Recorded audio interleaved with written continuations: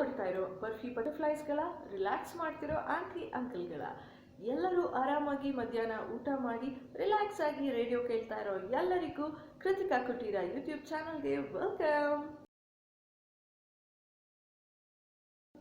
ಏನಿವತ್ತು ಕೃತಿಕಾ ಕುಟೀರ ಯೂಟ್ಯೂಬ್ ಚಾನಲ್ಲಿ Krithika full RJ ಸ್ಟೈಲಲ್ಲಿ ಸಿಕ್ಕಾಪಟ್ಟೆ ಪಟ ಪಟ ಪಟ ಪಟ ಅಂತ ಮಾತಾಡ್ತಾ ಇದ್ದಾರೆ ಅಂತ ಯೋಚನೆ ಮಾಡ್ತಾ ಇದ್ದೀರಾ? ಹೌದು, RJ ಕೃತಿಕಾ ಅಂತ ಹೇಳಿ ನನಗೆ ರೇಡಿಯೋದಲ್ಲಿ ವರ್ಕ್ ಮಾಡುವಂಥ ಅವಕಾಶ ಸಿಕ್ಕಿತ್ತು. ಸೊ ಹಾಗಾಗಿ RJ ಅಂತ ಗುರುತಿಸ್ಕೊಳ್ಳುವಂಥ ದಿನಗಳನ್ನು ನೆನ್ಪು ಮಾಡ್ಕೊಳ್ಳುವ ದಿನ ಇವತ್ತು ವಿಶ್ವ ರೇಡಿಯೋ ದಿನ ಅಂತಲೇ ಹೇಳ್ಬೋದು. ರೇಡಿಯೋ ಅನ್ನೋದು ನಮ್ಮ ದಿನಗಳಿಂದ, ಅಂದರೆ ನಮ್ಮ ತಂದೆ ತಾಯಿ ತಾತ ಮುತ್ತಾತರ ಕಾಲದಿಂದನೂ ರೇಡಿಯೋ ಅನ್ನೋದು ಸಿಕ್ಕಾಪಟ್ಟೆ ಮನಸ್ಸಿಗೆ ಹತ್ತಿರವಾಗಿರುವಂಥ ಒಂದು ಇನ್ಸ್ಟ್ರೂಮೆಂಟ್ ಅಂತಂದರೆ ತಪ್ಪಾಗಲ್ಲ. ಅಂದಿನಿಂದ ಇಂದಿನವರೆಗೂ ರೇಡಿಯೋ ಅನ್ನೋದು ನಮ್ಮ ಜೊತೆಯಲ್ಲೇ ಬರ್ತಾ ಇದೆ ಅಂತಂದರೆ ತಪ್ಪಾಗಲ್ಲ. ಪ್ರತಿಯೊಂದು ವಿಷಯದಲ್ಲೂ ರೇಡಿಯೋಯಿಂದ ತಿಳ್ಕೊಂಡಿದ್ದೀವಿ, ರೇಡಿಯೋಯಿಂದ ಕಲ್ತಿದ್ದೀವಿ, ರೇಡಿಯೋಯಿಂದ ಕೇಳಿದ್ದೀವಿ, ಹೀಗೆ ಸಾಕಷ್ಟು ವಿಚಾರಗಳನ್ನು ಮಾತಾಡ್ತಾ ಹೋಗ್ಬೋದು. ಸೊ ಇವತ್ತಿನ ರೇಡಿಯೋ ದಿನದಂದು, ವಿಶ್ವ ರೇಡಿಯೋ ದಿನದಂದು ನಾ ಕಂಡ ರೇಡಿಯೋ ಹೇಗಿತ್ತು ಅಂತ ನಾನು ಆಮೇಲೆ ಹೇಳ್ತೀನಿ. ಫಸ್ಟ್ ಟೈಮ್ ನನ್ನ ಕೃತಿಕಾ ಕುಟೀರ ಯೂಟ್ಯೂಬ್ ಚಾನಲ್ನ ನೋಡ್ತಾ ಇದ್ದರೆ ಪ್ಲೀಸ್ ಸಬ್ಸ್ಕ್ರೈಬ್ ಆಗಿ, ಹಾಗೆ ನನ್ನ ವೀಡಿಯೋಸ್ಗಳು ಇಷ್ಟ ಆದರೆ ಲೈಕ್ ಮಾಡಿ, ಶೇರ್ ಮಾಡಿ, ಬೆಲ್ ಐಕನ್ ಅನ್ನೋದನ್ನು ಮಾತ್ರ ಮರಿಬೇಡಿ ಅಂತ ಹೇಳ್ತಾ, ಸೊ ನಾ ಕಂಡ ರೇಡಿಯೋ ಹೇಗೆಲ್ಲ ಇತ್ತು, ನಾನಲ್ಲ ಯಾರೆಲ್ಲ ರೇಡಿಯೋ ಜೊತೆ ಜೀವನನ ನಡೆಸ್ಕೊಂಡು ಬಂದಿದ್ದಾರೆ ಬನ್ನಿ ನೋಡೋಣ. ನಾ ಕಂಡ ರೇಡಿಯೋ ಅನ್ನೋದಾದರೆ ಏನು ಹೇಳ್ತೀರಾ ರೇಡಿಯೋ ಬಗ್ಗೆ? ಇವತ್ತಿನ ಮೊಬೈಲ್ ದುನಿಯಾದಲ್ಲಿ ರೇಡಿಯೋ ಅನ್ನೋದನ್ನು ಮರ್ತು ಬಿಟ್ಟಿದ್ದಾರೆ. ಆದರೂ ಕೆಲವೊಬ್ರು ಮನೆಯಲ್ಲಿ ಇಷ್ಟಪಟ್ಟು ತುಂಬಾ ಇದರಿಂದ ಉಪಯೋಗಿಸ್ತಾ ಇದ್ದೀವಿ. ಅದರಲ್ಲೂ ನಮ್ಮ ಮನೆಯಲ್ಲಿ ಬೆಳಿಗ್ಗೆ 6 ಗಂಟೆ ಸುಪ್ರಭಾತ ಶುರುವಾದ್ರೆ ರಾತ್ರಿ 11 ಗಂಟೆ ಮಿಸ್ಟಿನ್ ಚಿತ್ರಗೀತೆ ಮುಗಿಯೋವರೆಗೂ ನಾವು ರೇಡಿಯೋ ಕೇಳ್ತಾ ಇದ್ದೀವಿ. ಅದರಲ್ಲಿ ನಮ್ಮ ಮನೆಯವರು ಒಂದು ಚಿಕ್ಕ ರೇಡಿಯೋ ಇಟ್ಕೊಂಡು ಅಡಿಗೆ ಮನೆಯೊಳಗೆ ಕೆಲಸ ಮಾಡೋ ಮುಂದೆ ಹಾಡು ಹಾಕೊಂಡೇ ಕೆಲಸ ಮಾಡ್ತಾರೆ. ಅಷ್ಟೊಂದು ಅದ್ರ ಮೇಲೆ ಪ್ರೀತಿ ಇದೆ. ಈಗಲೂ ಇಲ್ಲಿವರೆಗೂ ಬಿಟ್ಟಿಲ್ಲ. ಮನೆಯಲ್ಲಿ 2 ರೇಡಿಯೋ, ಒಂದು ರೂಮ್ ನಲ್ಲಿ ಒಂದಿದೆ, ಒಂದು ಅಡಿಗೆ ಮನೆಯಲ್ಲಿ ಒಂದು ಇಟ್ಕೊಂಡಿದ್ದಾರೆ. ಅಲ್ಲಿ ಅದನ್ನ ಆನ್ ಮಾಡ್ತಾರೆ, ಇಲ್ಲಿ ಬಂದು ಇದನ್ನ ಆನ್ ಮಾಡ್ಕೊಂಡು ನಮ್ಮ ಪ್ರತಿ ಉಪಯೋಗಿಸ್ತಾ ಇದ್ದಾರೆ. ಅದ್ರಲ್ಲಿ ಬರೋಂತ ಪ್ರತಿಯೊಂದು ಕಾರ್ಯಕ್ರಮಗಳನ್ನು ಕೇಳ್ತಾ ಇದ್ದಾರೆ.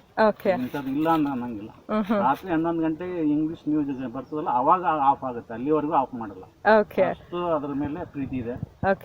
ಈಗಲೂ ಅದ್ರ ಬಗ್ಗೆ ಗೌರವ ಇದೆ. ಓಕೆ ಸರ್, ನೀವು ಚಿಕ್ಕವರಿದ್ದಾಗ ರೇಡಿಯೋ ಅಂದ ತಕ್ಷಣ ಏನ್ ನೆನಪಾಗ್ತಾ ಇತ್ತು?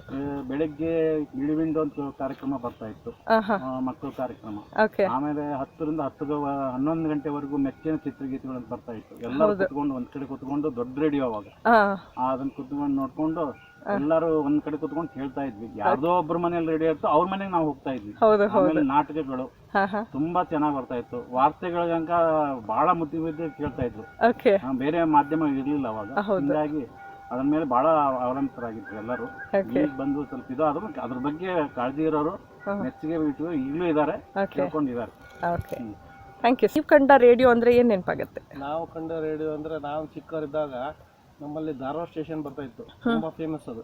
ಕರಿಯತ್ತ ಕಾಳಿಂಗ, ಬಿಳಿಯತ್ತ ಮಾಲಿಂಗ ಅಂತ ಹೇಳ್ಬಿಟ್ಟು, ಅದು ತುಂಬಾ ನಾವು ಎಲ್ಲಿ ಹೋಟೆಲ್ ಹೋದ್ರು ಕೂಡ ಅದನ್ನ ಕೇಳ್ಬಿಟ್ಟೆ ಟೀ ಕುಡಿತಾ ಇದ್ವಿ. ಆತರ ಒಂದು ಸನ್ನಿವೇಶ ಇತ್ತು.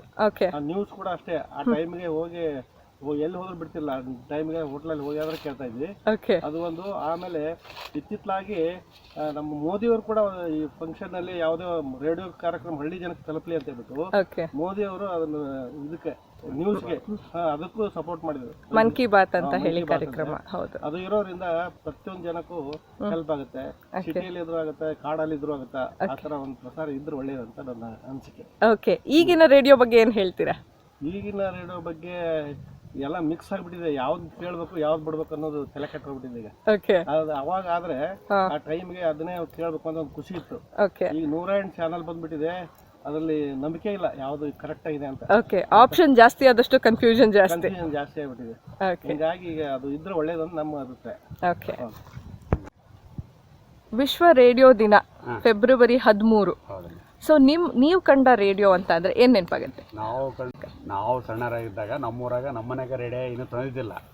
ಅಲ್ಲಿ ನಮ್ಮೂರಾಗ ಒಂದು ಹೋಟ್ಲ್ ಇತ್ತು, ಒಳ್ಳೆಯಪ್ಪನ ಹೋಟ್ಲು ಅಂತ. ಎಲ್ಲ ಜನ ವಾರ್ತೆಗಳು ಕೇಳಕ್ಕೆ, ಏನೇ ನ್ಯೂಸ್ ಕೇಳಕ್ ಹೋದ್ರು ಅಲ್ಲಿ ಹೋಟ್ಲು ಮುಂದೆ ಫುಲ್ ನಿಂತ್ಕೊಂಡ್ಬಿಡ್ತಿದ್ರು. ಏನು ಒಂದು 100 ಜನ ನಿಂತ್ಕೊಂತಿದ್ರು. ಆದ್ರೆ ಲೌಡ್ ಸ್ಪೀಕರ್ ಹೊರಗಡೆ ಹಾಕಿರ್ತದ ವಾರದ ಎಲ್ಲ ಕೇಳಾರು, ಬೆಳಿಗ್ಗೆ ಎದ್ದಡಿಗೆ ಕೇಳಾರು. ಆಮೇಲೆ ಸ್ವಲ್ಪ ದಿವಸ ಆದಾಗ ನಮ್ಮ ಮನೆಗೂ ಒಂದು ರೇಡಿಯೋ ತಂದ್ವಿ. ಅದು ಬೆಳಿಗ್ಗೆ ಭಕ್ತಿಗೀತೆಗಳು ಹೆಂಗ್ ಬರ್ತಿತ್ತು ಅಂದ್ರೆ ನಮ್ಮವು ಅಂತೂ ಬೆಳಿಗ್ಗೆನೆ ಫಸ್ಟ್ ಆಕಾಶವಾಣಿ ಧಾರವಾಡನೇ ಕೇಳ್ಬೇಕು ಭಕ್ತಿಗೀತೆಗಳು. ಆಮೇಲೆ ಮಕ್ಕಳ ಚಿಲಿಪಿಲಿ ಅಂತ ಬರ್ತಿತ್ತು, ಆಮೇಲೆ ಸಿಲೋನ್ ಬರ್ತಿತ್ತು, ಆಕಾಶವಾಣಿ ವಾರ್ತಾ ಸುಯಂತ, ಅದು ಸಂಸ್ಕೃತನೂ ಬರ್ತಿತ್ತು ಬೆಳಿಗ್ಗೆ. ಪ್ರವಾಚಕೋ ಬಲದೇವಾನಂದ ಸಾಗರ, ಅದು ಫಸ್ಟ್ ಸಂಸ್ಕೃತ ನ್ಯೂಸ್ ಅದು ಬರ್ತಿತ್ತು. ಹಂಗೆ ಕೇಳ್ತಾ ಚಿತ್ರಗೀತೆಗಳು. ಆಮೇಲೆ ಸಂಪತ್ತಿ ಸವಾಲ್ ಅಂತ ರೇಡಿಯೋದಲ್ಲೇ ನಾವು ಭರ್ಜರಿ ಕೇಳಿದೀವಿ. ಸಂಪತ್ತಿ ಸವಾಲ್ ರೇಡಿಯೋ ಕೇಳಿ ಬಾಯಲ್ಟ್ ಆಗಿ ಹೋಗಿತ್ತು ಸಂಪತ್ತಿ ಸವಾಲ್ ಪಿಕ್ಚರು. ಆಮೇಲೆ ಸಾಯಂಕಾಲ ರೈತರ ಕಾರ್ಯಕ್ರಮ, ಕೃಷಿ ರೈತರಿಗೆ ಸಲಹೆಗಳು ಅಂತೂ ರೈತರು ಎಲ್ಲಿ ಹೋಗಿ ಕೇಳಂಗಿದ್ದಿಲ್ಲ. ರೈತರಿಗೆ ಸಲಹೆಗಳು ರೇಡಿಯೋದಿಂದನೇ ತಿಳ್ಕೊಬೇಕಾಯ್ತು. ಬಹಳ ಚೆನ್ನಾಗಿ ತಿಳ್ಕೊಂತಿದ್ರು. ಅದು ಫಸ್ಟ್ ರೇಡಿಯೋ ಕಂಡಿಡಿದ್ರೆ ಯಾರು ಮಾರ್ಕೋನಿ ಅಂತ. ಅದ ನಮಗೇನೋ ಸಣ್ಣ ಹುಡ್ರದು ಓದಾಗ ಗೊತ್ತಿರ್ತದೆ. ರೇಡಿಯೋ ಅಂತೂ ಮನೆಯಲ್ಲಿ ಬಹಳ ಯಾರಿಗೂ ಡಿಸ್ಟರ್ಬೆನ್ಸ್ ಇಲ್ಲ. ಟಿವಿ ಬೇಕಾದ್ರೆ ಆಫ್ ಮಾಡಲ್ಲ ಅಂತಾರೆ, ಟಿವಿ ಯಾರು ಆಫ್ ಮಾಡೋ, ಇದು ರೇಡಿಯೋ ಮಾತ್ರ ಯಾರು ಆಫ್ ಮಾಡಬೇಡ ಅಂತ ಹೇಳ್ತಿದ್ದಿಲ್ಲ. ಆಮೇಲೆ ಆ ದೊಡ್ಡ ರೇಡಿಯೋಕ್ಕೆ ಆಮೇಲೆ ಈ ಸೀರಿಯಲ್ ಇದು ಏರಿಯಲ್ ಕಟ್ಟಿರೋರು ಎಲ್ಲರ ಮನೆಯಲ್ಲಿ ದೊಡ್ಡ ರೇಡಿಯೋ. ನೀವು ಕಂಡ ರೇಡಿಯೋ ಅನ್ನೋದಾದ್ರೆ ಏನ್ ಹೇಳ್ತೀರಾ? ಮೇಡಮ್, ನಾನು ರೇಡಿಯೋ ಬಗ್ಗೆ ಹೇಳಬೇಕಾದ್ರೆ ನಾನು 1957 ಇಸ್ವಿಯಿಂದಾನೆ ಇದ್ರದ್ದು ನಾನು ಮೈಸೂರಿನವನಾಗಿ ಇವತ್ತು ಅದು ಇರೋದೇ ನನಗೆ ರಾತ್ರಿ 10:30ವರೆಗೂ ಬೆಳಿಗ್ಗೆ 6 ಗಂಟೆ ಪ್ರೋಗ್ರಾಮ್ 5:57 ಶುರುವಾಗುತ್ತೆ. ಆವಾಗಲಿಂದ ಜೊತೆಯಲ್ಲಿ ಇರಲೇಬೇಕು. ಸಿಕ್ಕಾಪಟ್ಟೆ ಅಟ್ಯಾಚ್ಮೆಂಟ್ ಇದೆ. ಹಿಂದೆ ಎಲ್ಲ ನಾನು ಲಾಂಗ್ ವಾಕ್ ಹೋಗುವೆ. ಓದ್ಬೇಕಾದ್ರೂ ಇದಿಟ್ಕೊಂಡು ಬೆಳಿಗ್ಗೆ 5:30 ಬಿಟ್ಟು 6 ಗಂಟೆ ಶುರುವಾಗೋಷ್ಟೊತ್ತಿಗೆ ಅಲ್ಲಿಂದ ಅಪ್ ಟು 10 o'clockವರೆಗೂ ಅವಾಗ ಹೋಗ್ತಾ ಇದ್ರಿ. 20 ಈಗ ಆಗಲ್ಲ. ಬಟ್ ರೇಡಿಯೋ ಅಷ್ಟೊಂದು ಅಟ್ಯಾಚ್ ನೀವು ಹಿಂಗಿದ್ದಾಗ ಇದು ಫಸ್ಟ್ ಸೆಟ್ಟು ನಮ್ಗೆ ಅವಾಗ ಟ್ರಾನ್ಸಿಸ್ಟರ್ ಏನಿಲ್ಲ. ಆಮೇಲೆ ಒಂಥರ ಭಾಳ ಸೈಕಲ್ ಭಾಳ ಕಾಸ್ಟ್ಲಿ ಇದ್ದಿತ್ತು. ಫಸ್ಟ್ ಜೀವನ ವೆಂಕಟಲ್ಲಿ ಇಲ್ಲಿ ಸೆಟ್ ಓಪನ್ ಮಾಡಿದ್ರು ಗೌರ್ಮೆಂಟ್ ಇದರಿಂದ ಒಂದು ಸ್ಟಾಲ್ ಇತ್ತು. 125 ರೂಪಾಯಿ ಅದು ರೇಡಿಯೋ 9SBC. ಟ್ರಾನ್ಸಿಸ್ಟರ್ ಅವೆಲ್ಲ ಬಂದಿದ್ದು 70-80. ಅದನ್ನು ಫಸ್ಟ್ ಸೆಟ್ಟು ತಗೋಬೇಕು ಅಂದ್ಬಿಟ್ಟು ನಾವು ಅವಾಗ ಅಮೌಂಟ್ 125 ಅಂದರೆ ಭಾರಿ ದೊಡ್ಡ ಅಮೌಂಟ್ ಅವಾಗ. ಅದನ್ನು ಕಷ್ಟಪಟ್ಟದ್ದು ಬೆಳಿಗ್ಗೆ ಸಿಲೋನೆಲ್ಲ ಬರೋದು ಅವಾಗ ಸಿಲೋನ್ನಿಂದ. ಆಮೇಲೆ ದಿನಾಕ್ ಆಗಿತ್ತು ಅಂತ ಮೀನು ಸಾಗಣೆ ಮಾಡ್ತಿದ್ದೆ. ಆ ಥರ ಇದು ಮಾಡಿಬಿಟ್ಟು ಆವಾಗಲಿಂದ ನಾನು ಅದಕ್ಕೆ ಯಾವ ಕಾರ್ಯಕ್ರಮ, ಯಾವ ಥರದ ಕಾರ್ಯಕ್ರಮ ನೀವು ತುಂಬ ಕೇಳ್ತಾ ಇದ್ರಿ?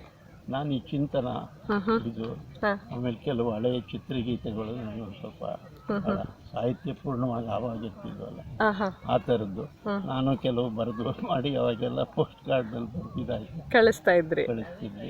ಅವಾಗೆಲ್ಲ ಮಾಡ್ತಿದ್ವಿ. ಓಕೆ. ಸೊ ಅಂದಿನಿಂದ ಇಲ್ಲಿ ತನಕ ಸಾಕಷ್ಟು ಬದಲಾವಣೆಗಳಾಗಿದೆ. ಭಾರಿ. ಈ ಮೈಸೂರಿನ ನಾವು ನೆನೆಸ್ಕೋಬೇಕಾದ್ರೆ ಗೋಪಾಲ ಸ್ವಾಮಿ ಹೆಂಗಾರು ಅವರು ಶುರು ಮಾಡಿದ್ರು ಆಕಾಶವಾಣಿ ಸ್ಟೇಷನ್. ನಾನು ಮೈಸೂರಿನ ಹುಟ್ಟಿ ಬೆಳೆದು ಕರ್ದಿಲ್ಲ. ಅದ್ರ ಬಗ್ಗೆ ಒಂದು ಸ್ವಲ್ಪ ಕಿಂಚಿತ್ ನಾನು ಯಾವುದೋ ಒಂದು ಸಣ್ಣ ಪೇಪರ್ನಲ್ಲಿ ಮಾಡ್ತಿದ್ದೆ. ಆವಾಗಲಿಂದ ಗೋಪಾಲ ಸ್ವಾಮಿಯವರೇ ಅದಕ್ಕೆ ಇದು ಮಾಡಿ ಅವ್ರು ಸ್ವಂತ. ಆಮೇಲೆ ಈಗಂತ ಭಾಳ ಚೆನ್ನಾಗಿ ಒಳ್ಳೊಳ್ಳೆ ಕಾರ್ಯಕ್ರಮ ಚೆನ್ನಾಗಿ ನಡೆಸ್ಕೊಡ್ತಿದ್ದಾರೆ. ಪ್ರತಿಯೊಂದು ಸ್ವಲ್ಪ ಹೆಲ್ತ್ ಇಟ್ಟ ತಿಳ್ಕೋಬೇಕಾದ ವಿಷಯ. ಈಗ ನಾನು ಇದಕ್ಕೆ ಕಂಪೇರ್ ಮಾಡೋಕ್ಕೆ ಹೋದರೆ ನನಗೆ ಅದ್ರ ಮೇಲೆ ಅಭಿಮಾನ ಅಂದರೆ ಮುಂದುವರ್ಕೊಂಡು ಚೆನ್ನಾಗಿ ಬರ್ತಾಯಿದೆ. ಈಗ ಇದೆಲ್ಲ ಹೊರಗಡೆಗೆ ಭಾಳ ಜನ ಇದರಲ್ಲಿ ನಾನು ಕೇಳ್ತೀನಿ ಅಲ್ವಾ, ಹೊರಗಡೆ ಕೆಲಸ ಮಾಡೋರು ಅವ್ರನ್ನ ಇದನ್ನು ಇಟ್ಕೊಂಡು ಒಂದು ಊರಿನಲ್ಲಿ ಹಳ್ಳಿಗಳಲ್ಲಿ ಈಗೆಲ್ಲ ಟೈಲರಿಂಗ್ ಶಾಪ್ ಈ ಥರ ಇವೆಲ್ಲ ಇದ್ರ ಮೇಲೆ ಡಿಪೆಂಡ್ ಆಗಿ ಅವ್ರಿಗೊಂಥರ ಇದರಲ್ಲಿ ಮಾತಾಡೋಕ್ಕೆ ಸಂತೋಷ ಆಗ್ತದೆ. ನಾವು ಅವಾಗ ಅವ್ರಿಗೆ ಇದು ಮಾಡಿ ಕೇಳ್ತಾ ಇರ್ತೀವಿ. ರೇಡಿಯೋ ಅಂತ ಅಂದರೆ ನಿಮ್ಗೇನು ನೆನಪಾಗುತ್ತೆ? ನನಗೇನು ನೆನಪಾಗುತ್ತೆ ಅಂತ ಹೇಳಿದ್ರೆ, ಇವತ್ತಿನ ದಿವಸದ್ದು ಟಿ ವಿ ಮತ್ತು ಇದೆಲ್ಲ ವಿಜುವಲ್ ಇದೆಯಲ್ಲ, ವಿಜುವಲ್ಗಿಂತನೂ ಅತಿಶಯವಾದಂತಹ ಎಕ್ಸ್ಪೀರಿಯನ್ಸು ನಮಗೆ ರೇಡಿಯೋದಲ್ಲಿ ದೊರೀತಾ ಇತ್ತು. ನೀವು ಯಾವುದೇ ಒಂದು ವಿಚಾರಕ್ಕೆ ಬಂದರೂ, ಒಂದು ಹಾಡುಗಾರಿಕೆ ಇರ್ಬೋದು ಅಥವಾ ಕ್ರಿಕೆಟ್ ಕಾಮೆಂಟ್ರಿ ಇರ್ಬೋದು, ಸ್ಪೋರ್ಟ್ಸ್ನಲ್ಲಿ ಕ್ರಿಕೆಟ್ ಕಾಮೆಂಟ್ರಿ ಇರ್ಬೋದು, ಇದೆಲ್ಲವೇ ನಾವು ಕಿವಿಗೊಟ್ಟು ಅದು ಹತ್ತಿರಕ್ಕೆ ಹೊರಟೋಗ್ತಾ ಇದ್ವಿ. ಈಗ ನಾವು ಟಿ ವಿಗಿಂತ ದೂರಕ್ಕೆ ಹಿಂದಕ್ಕೆ ಬರ್ತಾ ಇದ್ವಿ. ಬಟ್ ಈ ಒಂದು we are not having so much of happiness. But ಅಲ್ಲಿ ಸ್ಪಷ್ಟತೆಗಳನ್ನ ಕಾಣ್ತಾ ಇದ್ವಿ. ಈಗ ಸ್ಪಷ್ಟತೆಗಳನ್ನು ನಾವು ಏಕೋ ಕಾಣಿಸ್ತಾ ಇಲ್ಲ, ಬರೀ ಕಲರಿಂಗ್ ಕಾಣಿಸ್ತಾ ಇದೆ. ಇದೆ ಹಾಗಂತ ಹೇಳ್ಬಿಟ್ಟು ನಾವು ಇದನ್ನು ತಳ್ಳಿ ಹಾಕ್ಲಿಕ್ಕೆ ಆಗಲ್ಲ, ಯಾಕೆಂದರೆ ನಾವು ಮುಂದಕ್ಕೆ ಬಂದುಬಿಟ್ಟಿದ್ದೀವಿ. ಸೊ ನಾವು ಇದು ಮಾಡಬೇಕು. ಆದರೆ ಆ ಎಕ್ಸ್ಪೀರಿಯನ್ಸೇ ಬೇರೆ. ಅದು ನಿಜವಾಗ್ಲೂ ಅದು ಮರೆಯದಾದಂತಹ ನೆನಪುಗಳು. ಓಕೆ, ರೇಡಿಯೋ ಅಂದರೆ ನಿಮ್ಗೇನು ತಕ್ಷಣ ನೆನಪಾಗುತ್ತೆ? ಯಾವ್ದಾದ್ರು ಇನ್ಸಿಡೆನ್ಸ್ ಅಥವಾ ಯಾವ್ದಾದ್ರು ಕಾರ್ಯಕ್ರಮಗಳು ಅಂತಂದರೆ ಇದು ನಮಗೆ ಇದು ವಾರ್ತೆಗಳು ಬೆಸ್ಟು. ವೆರಿ ಇಂಗ್ಲೀಷ್ ನ್ಯೂಸ್ ಇರ್ಬೋದು. ನಾವು ಈಗ ಇಂಗ್ಲೀಷನ್ನು ಎಷ್ಟೋ ಕಲ್ತಿದ್ದು ಅದರಿಂದನೇ, ವಾರ್ತೆಗಳಿಂದ. ಅದು ಇಂಗ್ಲೀಷ್ ಆಗಿರ್ಬೋದು ಅಥವಾ ಇದು ಕನ್ನಡ ಆಗಿರ್ಬೋದು, ಯಾವುದಾದ್ರೂ ಅಷ್ಟೇ ಅದು. ಮತ್ತೆ ಕ್ರಿಕೆಟ್ ಅಂತ ನಾನು ಹೇಳಿದೆ ಆಗ already, not only cricket but ಬೇರೆದನ್ನು ಇದು ಕಾಮೆಂಟ್ ಅಷ್ಟು ಇಷ್ಟ ಆಗ್ತಿರ್ಲಿಲ್ಲ ನಮಗೆ. ಅತಿ ಸಮೀಪ ಇದ್ದದ್ದು ಕ್ರಿಕೆಟ್. ಸೊ ಅದರಿಂದ ಅದನ್ನು ನಾವು ಏನು ಮಾಡ್ತಾ ಇದ್ವಿ ಅಂದರೆ ತುಂಬಾ ಇದು ಇಲ್ಲೇ ನೋಡ್ತಾ ಕಿವಿಯಿಂದ ಇದನ್ನ ಕೇಳಿಸ್ಕೊಂಡಿದ್ದನ್ನ ಕಣ್ಣಿಂದ ನೋಡ್ತಿದ್ವಿ ಅನ್ನೋ ಅಂತ ಭಾಸ ಆಗ್ತಾ ಇತ್ತು. ಸೊ ಅಷ್ಟು ಇಮ್ಯಾಜಿನರಿ ವರ್ಲ್ಡ್ ಅಲ್ಲಿ ಸಖತ್. ಹೌದು, ಇಮ್ಯಾಜಿನರಿ ವರ್ಲ್ಡ್ ಅಲ್ಲಿ ಅದು ಆಕ್ಚುಯಲ್ ಆಗಿ ನಡೀತಿರುವುದನ್ನೇ ನಾವು ತಂದ್ಕೋತಾ ಇದ್ವಿ. ಅಷ್ಟು ಇದಿದೆ. ಅದು ರೇಡಿಯೋದೇ ಅನುಭವ ಬೇರೆ. ಅದು ಎಂಟೈರ್ಲಿ ಡಿಫರೆಂಟ್. ಮತ್ತೆ ಅದು it is memorable one. Okay, so radio ಕೊಟ್ಟ ಖುಷಿ ಇನ್ನೂ ಇದೆ. ಖಂಡಿತವಿದೆ. ಅದು ಇದು ಅದನ್ನ ನಾವು ರೀಪ್ಲೇಸ್ ಮಾಡಕ್ಕಾಗಲ್ಲ. Oh yes, not at all. Okay, ನೀವು ಕಂಡ ರೇಡಿಯೋ ಹೇಗಿತ್ತು? ಆ್ಯಕ್ಚುಲಿ ಇದು ಸುಮಾರು ವರ್ಷದಿಂದ ಈ ಟಿ ವಿ ಬರೋಕ್ಕೆ ಮುಂಚೆ ರೇಡಿಯೋ ಅಂತಂದರೆ ಮನೆಯಲ್ಲಿ ದೇವ್ರ ಫೋಟೋ ಇದ್ದ ಹಾಗೆ. ಬೆಳಗ್ಗೆ ಎದ್ದು ಅದು ಶುರು ಆದ್ರೇನೆ ಜನಕ್ಕೆಲ್ಲ ಶುರು ಆಗ್ತಾ ಇದ್ದಿದ್ದು. ಅದು ಯಾವ್ದು ಬರ್ತಿತ್ತು, ಒಂದೇ ಮಾತರದಿಂದ ಶುರು ಆದ್ರೆ ರಾತ್ರಿ ಚಿತ್ರಹಾರ 10:00 ಚಿತ್ರಹಾರ ರೇಡಿಯೋ ಸೀರಿಯಲ್ ಬರೋವರೆಗೂ ಅದು ರೇಡಿಯೋ ಕೊಯ್ಯ ಅಂತಾನೆ ಮನೆಯಲ್ಲಿ. ಯಾರು ಕೇಳ್ತಿದ್ರೋ ಬಿಡ್ದಿರೋ ಗೊತ್ತಿಲ್ಲ, ಎಲ್ರಿಗೂ ಬೇಕಿತ್ತು. ಬೆಳಗ್ಗೆ ನ್ಯೂಸ್ ಶುರು ಆಗ್ತಾ ಇತ್ತು. ನ್ಯೂಸ್ ಒಂದೇ ಮಾತರ ಅಂದ್ಮೇಲೆ ಇಂಗ್ಲಿಷ್ ನ್ಯೂಸ್ ಬರ್ತಿತ್ತು. ಇಂಗ್ಲಿಷ್ ನ್ಯೂಸ್ ಆದ್ಮೇಲೆ ಒಂದು ಭಕ್ತಿಗೀತೆಗಳು ಹಾಕ್ತಾ ಇದ್ದ. ಭಕ್ತಿಗೀತೆಗಳಾದ್ಮೇಲೆ ಕೃಷಿ ರಂಗ, ರೈತರಿಗ ಕೃಷಿ ರಂಗ ಆದ್ಮೇಲೆ ಅದು ಸಂಸ್ಕೃತ್ ನ್ಯೂಸು. ಅದಾದ್ಮೇಲೆ ಬರ್ತಿದ್ದು ಕನ್ನಡ ಪ್ರದೇಶ ಸಮಾಚಾರ. ಅದಾದ್ಮೇಲೆ ಎಂಟರ್ಟೈನ್ಮೆಂಟ್ ಶುರು ಮಾಡೋರು. ಮಧ್ಯಾಹ್ನ 2 ಗಂಟೆಗೆ ಏನ್ ಮಾಡ್ತಿದ್ರು ಅಂತಂದ್ರೆ ಪುಟಾಣಿ ಮಕ್ಕಳಿಗೆ ಚಿಲಿಪಿಲಿ ಅಂತ ಹೇಳಿ ಒಂದು ಕಾರ್ಯಕ್ರಮ ಬರ್ತಾ ಇತ್ತು. ಕನ್ನಡ ಫಿಲಂ ಹಾಕ್ತಿದ್ರು. ಹೌದು, ಭಾನುವಾರ ಅಂತ 2:30 to 3:30 ಎಲ್ಲ ಕಿವಿ ಮುಂದೆ ಇರ್ತಾ ಇದ್ರು ರೇಡಿಯೋ ಮುಂದೆ. ಯಾಕಂದ್ರೆ ಹೊಸ ಫಿಲಂ ಸ್ಟೋರಿ ಹಾಕ್ತಾ ಇದ್ರು. 4 ಗಂಟೆಗೆ ಮಹಿಳಾ ಕಾರ್ಯಕ್ರಮ ಬರ್ತಾ ಇತ್ತು. 5 ಗಂಟೆಗೆ ಮತ್ತೆ ಅದ್ರ ಮಧ್ಯೆ ಚಿತ್ರಹಾರಗಳು. ಹಿಂದಿ ಚಿತ್ರಹಾರ ಶುರುವಾಗಿದ್ದೆ ಅಲ್ಲಿಂದ ರೇಡಿಯೋ ಸಿಲೋನ್ ಅಂತ ಬರ್ತಿತ್ತು. ಒಳ್ಳೊಳ್ಳೆ ಹಿಂದಿ ಹಾಡು ಹಾಕ್ತಾ ಇದ್ರು ಅವಾಗ. ಅದಂತೂ ಮನೆ ಮಾತಂತಂದ್ರೆ ಅದು ಕೇಳ್ದೆ ಇರೋರೇ ಇಲ್ಲ. ಅದು ತುಂಬಾ ಚೆನ್ನಾಗಿ ಹಿಂದಿ ಹಾಡಂತ ಫುಲ್ ಹಳೇದಂತೂ ತುಂಬಾ ಚೆನ್ನಾಗಿ ಬರ್ತಾ ಇತ್ತು ಅದ್ರಲ್ಲಿ. ರಾತ್ರಿ ಮತ್ತೆ ಪ್ರದೇಶ ಸಮಾಚಾರ. ಆಮೇಲೆ ಎಲ್ಡರ್ಸ್ಗಾಗಿ ಒಂದು ಹಿರಿಯರಿಗೆ, ಒಂದು ನಾಗರಿಕರಿಗೆ ಒಂದು ಕಾರ್ಯಕ್ರಮ ಬರ್ತಾ ಇತ್ತು. ನೆಕ್ಸ್ಟ್ ಚಿತ್ರಗೀತೆಯಿಂದ ಎಂಡ್ ಆಗ್ತಾ ಇತ್ತು. ಯಾವಾಗ್ಲೂ ಹಾಗಿತ್ತು. ಬಟ್ ಅದೇನಂತಂದ್ರೆ ಅದೊಂದು ರೊಟೀನ್ ಕಾರ್ಯಕ್ರಮ. ಮನೆಯಲ್ಲಿ ರೇಡಿಯೋನೇ, ಅವಾಗೇನು ರೇಡಿಯೋಗೆ ಒಂದು ಒಳ್ಳೆ ರೇಡಿಯೋ ತಂದಿಡ್ಬೇಕು, ಒಳ್ಳೇದೊಂದು ಇದಾಕ್ಬೇಕು. ಮನೆ ಹಳ್ಳಿಯಿಂದ ಹಿಡಿದು ದಿಲ್ಲಿವರೆಗೂ ರೇಡಿಯೋ ಬಗ್ಗೆ ತುಂಬಾ ಪ್ರಸಿದ್ಧಿ ಆಗಿತ್ತು. ಈಗ ಟಿವಿ ಬಂದ್ಮೇಲೆ ರೇಡಿಯೋ ಮೂಲೆಗೆ ಸೇರಿದ್ದು. ಬಟ್ ಈಗ್ಲೂ ಬೆಳಗ್ಗೆ ಎದ್ದು ಅಡುಗೆ ಮನೆಯಲ್ಲಿ ರೇಡಿಯೋ ಇದ್ದೇ ಇರುತ್ತೆ. ಹೆಂಗಸರಿಗಂತೂ ಮೇಲೆ ಅಡುಗೆ ಮನೆ ರೇಡಿಯೋ ಇದ್ದೇ ಇರುತ್ತೆ. ಗಂಡಸರುಗಳು ಕೈಯಲ್ಲಿ ಇಟ್ಕೊಂಡು ಓಡಾಡಿದ್ರೆ ಹೆಂಗಸರು ಅಡುಗೆ ಮನೆ ಇದ್ರೇನೆ ಅದೊಂದು ಶೋಭೆ. ಈಗಿನ ಮಕ್ಳಿಗೆ ಗೊತ್ತಿಲ್ಲ, ಹಳಬರಿಗೆ ತುಂಬಾ ಅದಕ್ಕೆ ಪರ್ಫೆಕ್ಟ್ ಆಗಿರುತ್ತೆ ಅಂತ ನಾನು ಅನ್ಕೊಂಡಿದ್ದೀನಿ ಇದುವರೆಗೂ. But radio is part and partial of life.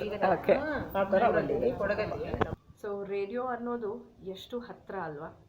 Radio ಅಂದಿನಿಂದ ಇಂದಿನವರೆಗೂ ಫ್ರೆಂಡ್ ಆಗಿ ನಮ್ಮ ಜೊತೆ ಇದೆ ಅಂತ ಅಂದರೆ ತಪ್ಪಾಗಲ್ಲ. ನನ್ನ ರೇಡಿಯೋ ಜರ್ನಿ ಕೂಡ ಸಿಕ್ಕಾಪಟ್ಟೆ ಸ್ಪೆಷಲ್ ಅಂತ ಅಂದರೆ ತಪ್ಪಾಗಲ್ಲ.